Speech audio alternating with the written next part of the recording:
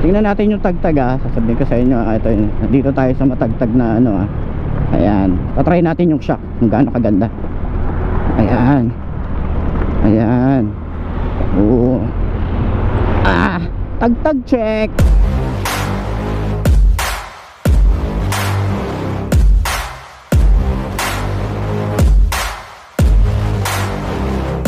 I like to get paid, that's why I work every day. I'll be making money till I'm in my grave. Don't care what they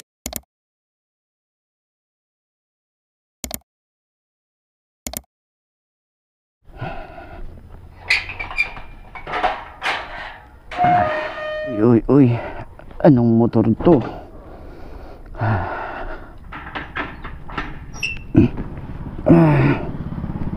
Okay, alright. What's up? Kamusta? Ayos ba tayo dyan? So ngayong araw na to, test natin to kung pwede nga bang pang araw-araw tong FKM LTS 125. Let's go.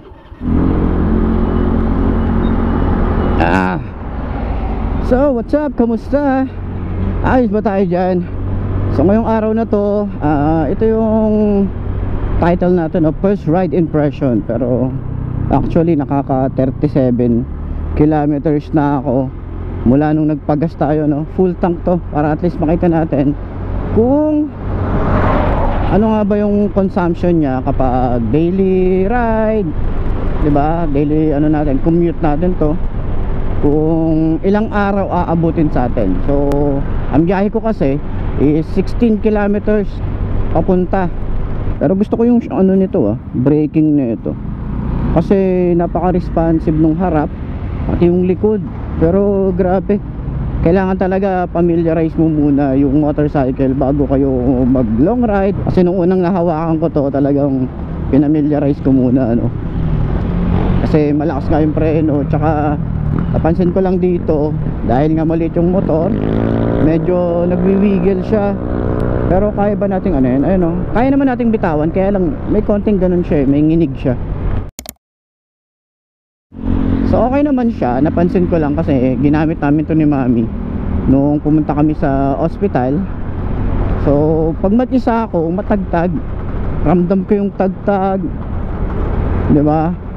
Lalo na kasi naka-monoshock tayo rito. Pero napansin natin dito, dahil nga meron siyang baso, yung kanyang shock, mas maganda siya kapag meron kang angkas. Hindi mo ramdam masyado yung tagtag. Alam mo yun, yung bigat kasi parang siya na may menos. Alam mo yun. Kaya pag ganito, yung malubak, ayan, matagtag, matatagtagan ako dun sa shock niya. Pero adjustable naman to kung hindi ako nagkakamali, diba? Pero ang nagustuhan ko dito is bumibira agad to. Tingnan mo pag natin, pinigaan natin, may laban may siya may arangkada agad Iba rin talaga yung technology ng QJ motor masasabi ko na ganda rin ang quality nila. Tapos yung yung tambucho niya, dahil nga dual exit siya, ang ganda ng tunog niya.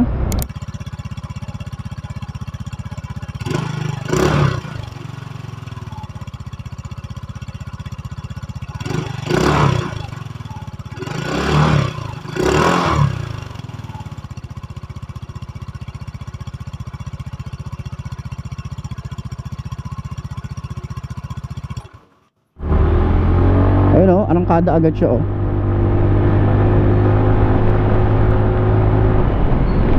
pero maganda yung arangkada niya. Oops! Monte ka na, boy.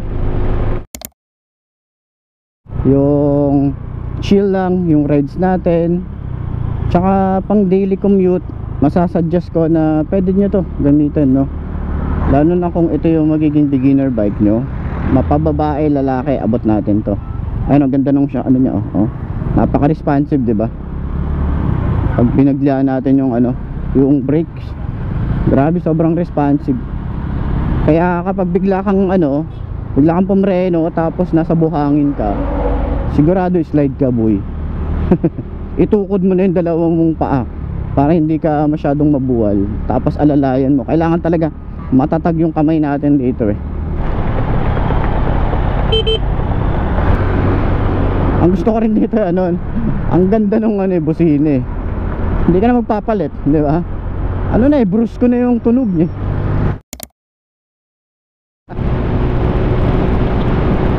Try natin 80,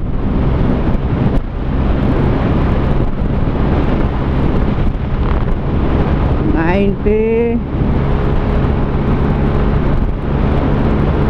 94.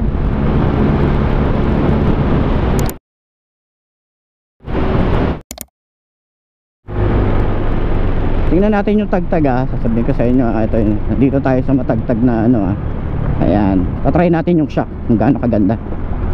Ayan, ayan, oo, tagtag check. Hindi naman siya masakit sa likod. Oh, di ba? Maganda yung shock niya sa likod, sa harap maganda yung bounce. And sobrang lubak dito. Yung motor ko nga dito iniiwas ko dyan eh, kasi nga masyado ng ano yung T-post nung sa akin eh. Pero ito okay eh, maganda rin siyang ano, itest sa lubak.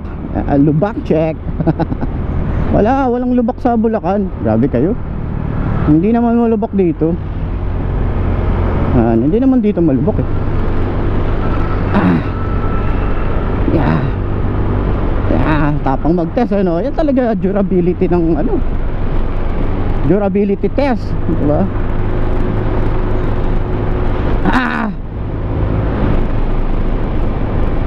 Yeah! Woo! Woo! Woo! Asan yung NMAX na yun? Wee! Wee!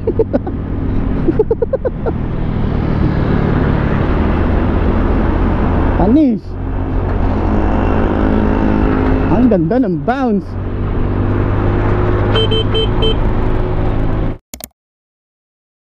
Okay, para sa first night ride natin dito kay FKM LTS 125, gusto ko lang naman malaman kung okay ba yung ating recording ba ako? Okay, recording. Gusto ko lang malaman kung okay ba yung ating ilaw. Test natin, no? Review natin kung okay ba siya sa gabi, diba? Hindi pa naman ganun kagabi, pero ang nagustuhan ko kasi talaga dito, nagbubulol-bulol pa ano. Ang nagustuhan ko kasi talaga dito, sabog yung kanyang ilaw. Ayan. Kapag naka high beam, ganyan yung ilaw niya, ayan, sabog siya. Maganda yung ano eh, yung ano na angle nung ating ilaw dito. Same nung sa Slick. Kung napanood niyo yun, yung Slick 150 natin, maganda rin yung sabog nung ilaw nun. Pag naka high beam naman siya, ayun masabog siya ganda yung ano niya, sabog ng ilaw.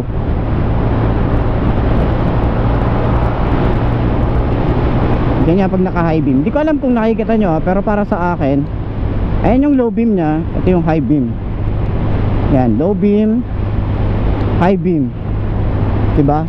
Straight na straight yung ano. Ayan yung ilaw niya. Hindi ko alam kung nakikita nyo pero sabog siya. Pero mas maliwanag sa part dito kasi syempre ito yung pinaka talagang kailangang iniilawan. Tapos dito naman medyo nakababa yung ating, dito sa side na to nakababa siya. At least hindi nakakabulag dun sa kasalubong natin. Okay, matatry na natin siya dito sa mga singit-singit, no? Kung kasya ba. Okay, kasya. Para sa mga singit-singit dito sa Baliwag, no? Pag mga ganito, talagang pag mga ganitong motorcycle, yun yung advantage na itong mga maliliit eh. Diba? Hindi man sila yung kasing bilis na mga 150cc, pero sila naman yung nakakasingit-singit. Makakauna ka talaga, boy.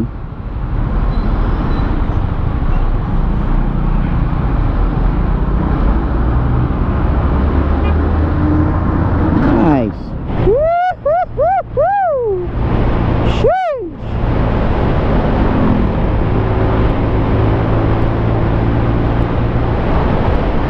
Ang ganda ng hatak na ito. Nag-enjoy ako sa'yo. Pero syempre, ang basehan ko pa rin ng talagang maganda yung hatak is yung slick, diba? Yung scooter na yon talagang grabe yun, halimaw yun para sa akin.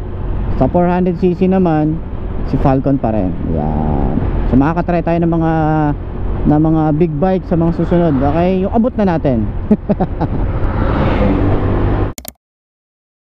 Talking my shit, yeah, I'ma be the hottest designer in drip. I'm just coming with the rawness. I gotta admit that I'm usually modest, but I work hard for my shit.